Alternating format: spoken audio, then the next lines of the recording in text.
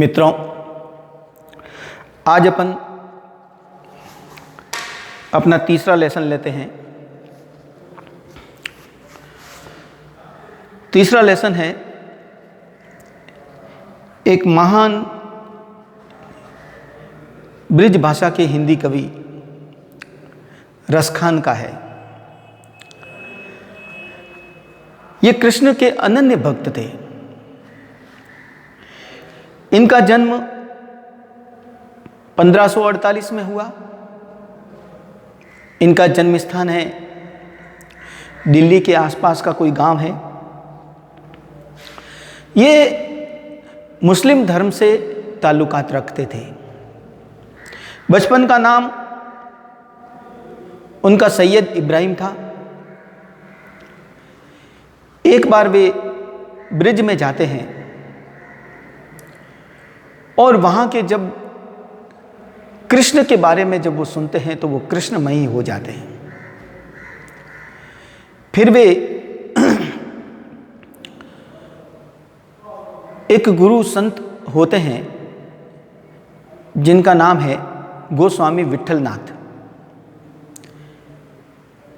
उनके सानिध्य में रह करके कृष्ण के बारे में बहुत कुछ जानते हैं और फिर वे अपनी रचनाएं लिखने लगते हैं। उनकी मृत्यु कहते हैं 1628 के आसपास हुई। उन्होंने वैसे तो कई रचनाएं लिखी होगी, लेकिन कुछ उपलब्ध जो रचनाएं हैं उनका नाम है सुजान रसखान, प्रेम वाटिका और रसखान रचनावली। रसखान रचनावली के अंदर विभिन्न प्रकार की जो उनकी रचना है उनका एक संग्रह है। इन्होंने कृष्ण भक्ति की, उनके वो अनन्य भक्त थे। वे कृष्ण भूमि के प्रति अपना बहुत ही अनुराग रखते थे, बहुत प्रेम रखते थे। उनके काव्य में कृष्ण के रूप माधुर्य, उनकी ब्रज महिमा, राधा कृष्ण की प्रेम लीलाएं आदि का बहुत सुंदर वर्णन मिलता है।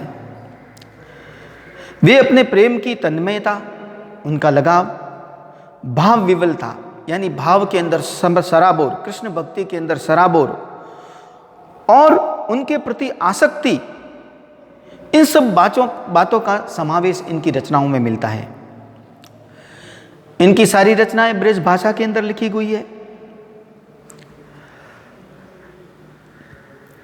इनके जो रचना है उनमें शब्दाडंबर नहीं है।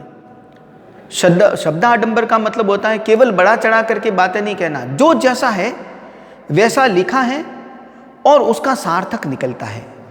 यानी उसका जो अर्थ है वो जितनी वो समझाना चाहते हैं बात को उतना ही वैसा ही शब्द है ना। अतिशयोक्ति नहीं है शब्दों के अंदर। इसलिए उनकी रचनाएं जो है बड़ी रोचक होती है और समझने में हमें दिक्कत नहीं होती है। ज़्यादा कोई घुमावदार, ज़्यादा घुमा फिरा करके या उलझाने वाली वो बातें नहीं लिखते हैं। सरल बातों के अंदर कृष्ण के प्रति कैसी उनकी आसक्ति थी उस बातों को उन्होंने लिखा है इसमें। ये जो 4 पद है सवैया है। देखो, लिखने की विधा होती है, विधा कहते हैं तरीका। अब ये सवैया ये एक छंद का नाम है। छंद आपके कोर्स में नहीं है, लेकिन जब किसी रचना के अंदर निश्चित मात्राएं हो, निश्चित अक्षर हो, है ना, तुकांत हो, यानी अंतिम जो शब्द है उसकी मात्रा सब पंक्तियों के अंदर एक जैसी हो तो वो छंदोबद्ध कविता हो जाती है। अब ये अलग अलग मात्राएं, अलग अलग रचनाएं, अलग अलग अक्षर होते हैं तो उनके अलग अलग छंदों के नाम दिए हुए हैं। तो ये जो है सवैया छंद है। ये सारे जो 4 रचनाएं लिखी है वो सवैया में लिखी है। सवैया पढ़ने का अपना एक तरीका है जो मैं अभी आपको बताऊंगा, लेकिन उसके पहले इसमें सारांश के अंदर हम देखते हैं कि क्या क्या बातें लिखी हुई है। यहाँ जो संकलित है पद, उसमें पहले और दूसरे सवैये में कृष्ण और कृष्ण भूमि के प्रति कवि का बहुत ही अनन्य समर्पण भाव का वर्णन हुआ है।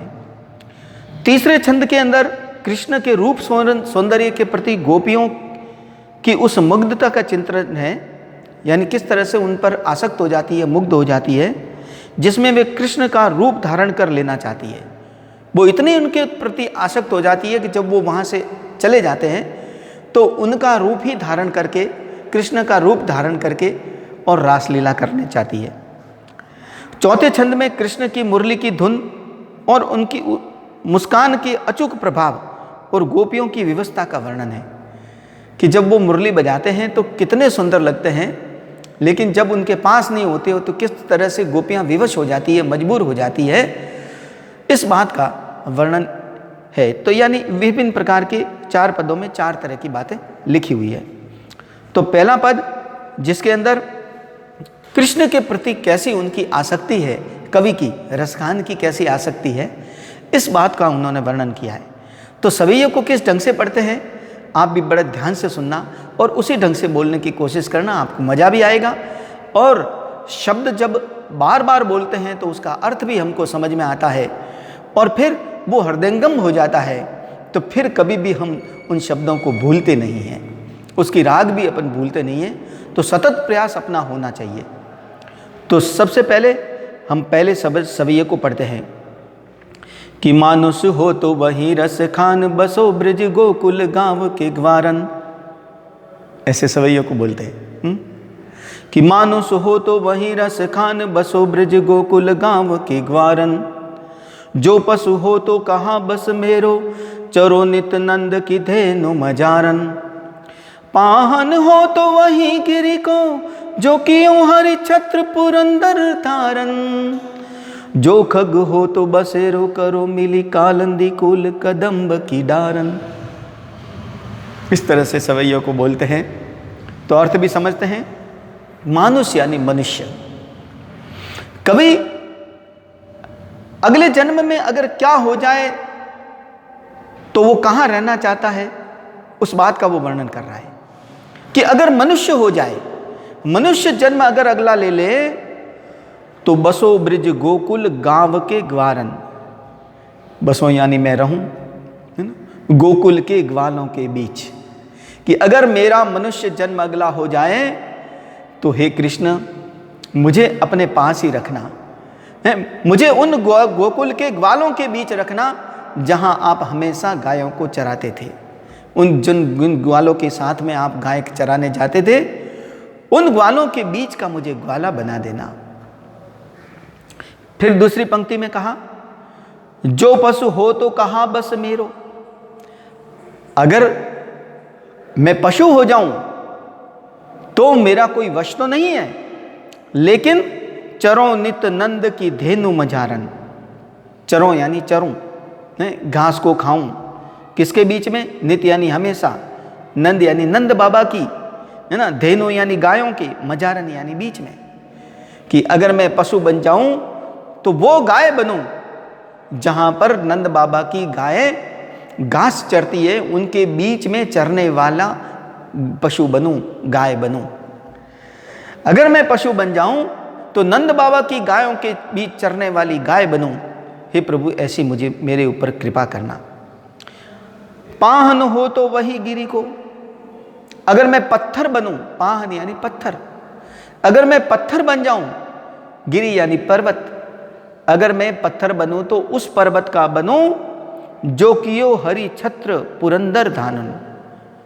जिस पर्वत को हरि यानी कृष्ण ने छत्र यानी छत्र की तरह, है ना, अपनी उंगली के ऊपर, पुरंदर यानी इंद्र से के कोप से बचने के लिए जो पर्वत धारण किया था, उस गोवर्धन पर्वत का मैं पत्थर बनूं। अगर मैं पत्थर बनूं तो जिसे कृष्ण ने ब्रजवासियों की रक्षा के लिए, इंद्र के कोप से बचाने के लिए जो अपनी अंगुली पर धारण किया था, उस गोवर्धन पर्वत का मैं पत्थर बनूं। ये कहना चाहते हैं। पुरंदर इंद्र को कहते हैं। कहते हैं कि इंद्र ने एक बार रुष्ट होकर के, क्रोधित होकर के और कृष्ण के प्रभाव को नष्ट करने के लिए उसने अतिवृष्टि कर दी ब्रज पर। तब सभी जो है कृष्ण के पास गए कि अब तुम ही बचाने वाले हो। तब उन्होंने गोवर्धन पर्वत को अपनी योग साधना से गोवर्धन पर्वत को अपनी कनिष्ठा अंगुली के ऊपर जो है धारण कर लिया और ब्रजवासियों की रक्षा की थी। इसलिए क्योंकि कृष्ण उनके पास में रहते थे, कृष्ण के वो नजदीकी है, कृष्ण ने उसको धारण किया था, इसलिए कवि उस पर्वत का पत्थर बनना चाहता है जिसे उन्होंने अंगुली पर उठाया था। जो खग हो तो बसेरो करो, खग यानी पक्षी, कि अगर मैं पक्षी बनूं तो वहां पर बसेरा करूं, वहां पर बसूं। मिली कालिंदी कूल कदम्ब की डारन, जो कालिंदी कहते हैं यमुना नदी, कूल यानी किनारे पर, कदम्ब यानी वृक्ष का नाम, कि मैं अगर पक्षी बनूं तो उस कदम्ब की डाल के ऊपर बैठने वाला पक्षी बनूं जो यमुना के किनारे पर आया हुआ है। और उस कदम्ब पर बैठने वाला पक्षी क्यों? क्योंकि उस कदम्ब के नीचे यमुना के किनारे पर कृष्ण जो है अपनी विभिन्न प्रकार की लीलाएं करते थे। कृष्ण वहां पर रहते थे, उस कदम्ब की डाल पर बैठ करके विभिन्न प्रकार की लीलाएं करते थे, क्रीड़ाएं करते थे। इसलिए कृष्ण का पास पाने के लिए, उनकी निकटता पाने के लिए वो कहते हैं कि पक्षी बनूं तो मैं उस कदम्ब की डाल पर बैठने वाला पक्षी बनूं जहां पर कृष्ण बैठा करते थे, उस यमुना नदी के किनारे के कदम्ब की डाल पर बैठने वाला पक्षी बनूं। तो इस प्रकार यानी कृष्ण का सामीप्य पाने के लिए, उनकी समीपता पाने के लिए वो समर्पण भाव से जो है वो कृष्ण के सामने कहते हैं, हे कृष्ण मुझे जो कुछ भी बनाओ तो उस जगह का बनाना जहाँ पर आप अपनी लीलाएं करते थे, आपका निवास तो, जो वस्तुएं आपको प्रिय थी। यानी ये इन सब चीज़ों को, यानी मनुष्य बनो तो गोकुल का ग्वाला, पशु बनो तो नंद बाबा की गायों के बीच में चरने वाला, पत्थर बनो तो जिसे आपने धारण किया था उस गोवर्धन पर्वत का पत्थर बनो, पक्षी बनो तो यमुना नदी के किनारे कदम्ब की डाल पर बैठने वाला पक्षी बनो। इन सब के पास में वो क्यों रहना चाहते हैं? क्योंकि वो कृष्ण को बहुत प्रिय थे और कृष्ण रसखान को प्रिय।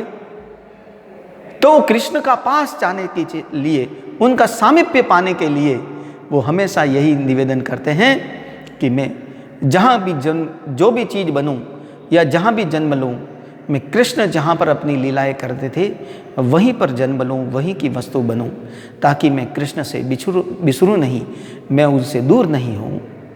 इस प्रकार की बातें पहले पद में कहते हैं। एक पद अपन और लेते हैं।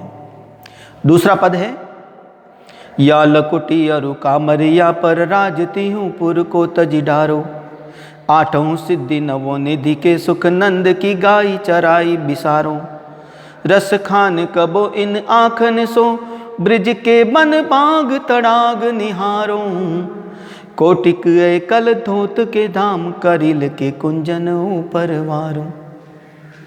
सवैये को पढ़ने का तरीका है। आप अगर इस ढंग से पढ़ते हैं तो आपको पढ़ने की रुचि बढ़ जाएगी। आप कभी बार बार बोलने से उसको बिसरेंगे नहीं, उसको बुलाएंगे भी नहीं। या लकुटी अरु कामरिया पर राजतीय पुर को तजडारो, यानी कृष्ण की अनन्य भक्ति भावना, रसखान की अनन्य भक्ति भावना कृष्ण के प्रति प्रकट हो रही है इसमें। वो कहते हैं कि मुझे कृष्ण की अगर जो चीज़ें मिल जाए तो मैं अपने सारी चीज़ें जो है उनके ऊपर न्यौछावर कर सकता हूँ। तो पहली चीज़ कौन सी बताई कि या लकुटी, लकुटी कहते हैं लकड़ी, कि अगर मुझे कृष्ण की वो लकड़ी और कामरिया यानी कंबल और कंबल मिल जाए तो राज तिहुपुर को तजिडारू। तिहुपुर, तिहु यानी तीनों, पुर यानी लोक, तीनों लोकों का राज्य भी मैं उस लकड़ी और कंबल पर त्याग कर दूंगा, न्यौछावर कर दूंगा। अगर मुझे वो कृष्ण की लकड़ी और कंबल मिल जाए जिसे लेकर के वो गायें चराने जाते थे, तो मैं उस पर तीनों लोकों का राज्य न्यौछावर कर दूंगा। एक तरफ कृष्ण की लकड़ी और कंबल हो, दूसरी तरफ तीनों लोकों का राज्य।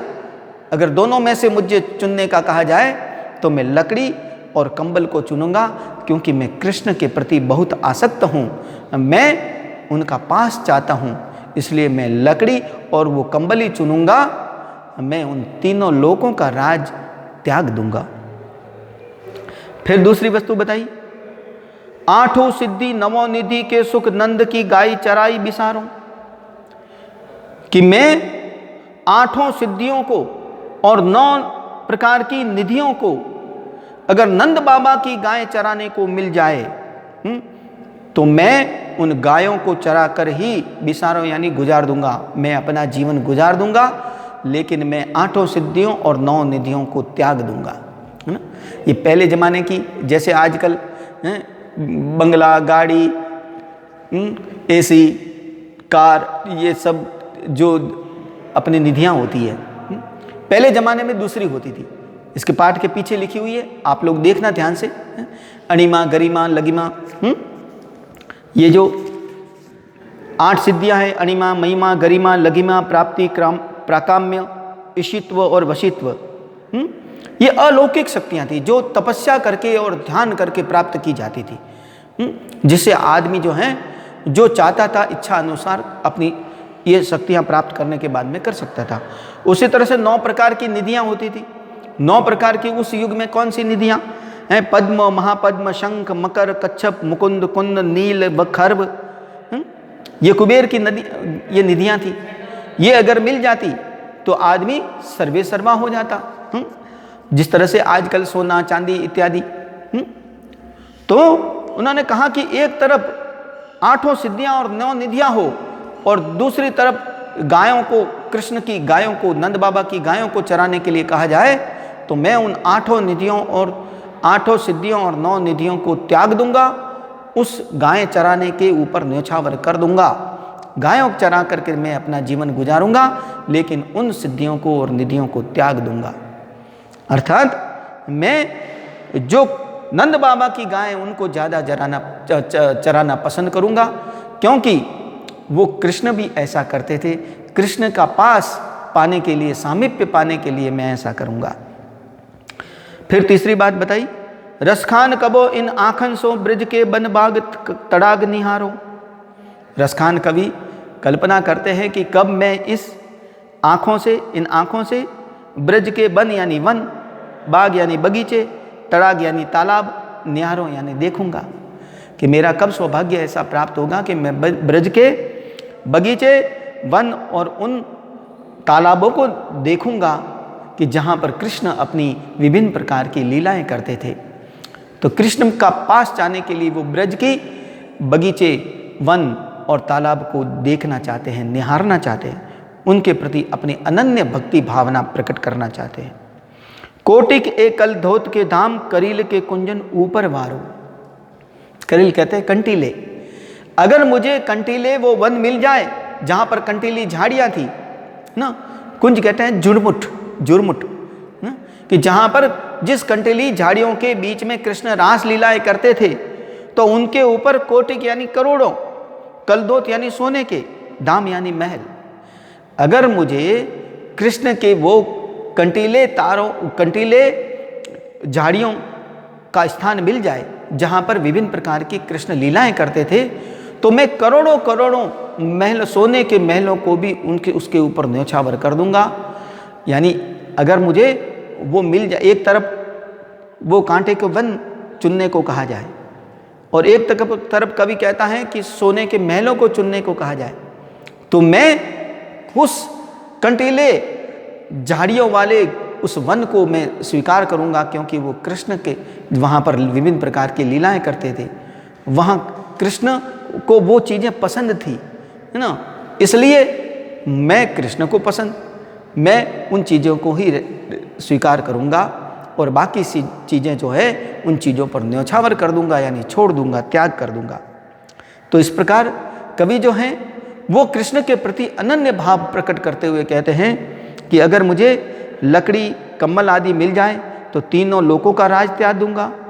अगर मुझे नंद बाबा की गाय चराने को मिल जाए तो मैं 8 सिद्धियां और 9 निधियों को त्याग कर दूंगा। अगर मुझे कृष्ण के वो वन, बगीचे और तालाब मिल जाए तो मैं उन्हें निहारता रहूँगा, देखते रहूँगा। और अगर मुझे वो कंटीले झाड़ियों वाले वो वन मिल जाएं जहाँ कृष्ण विभिन्न प्रकार की लीलाएं करते थे, तो मैं करोड़ों सोने के महलों को भी त्याग दूंगा। अर्थात ये सब चीज़ें जो है कृष्ण को बहुत पसंद थी, इसलिए कृष्ण का पास पाने के लिए इन चीज़ों की वो कल्पना करते हैं, उन चीज़ों के पास रहना चाहते हैं, इन चीज़ों को प्राप्त करना चाहते हैं। इस प्रकार अनन्य भक्ति भाव रस खान ने दूसरे पद में प्रकट किया है। ये 2 पद आज लेते हैं।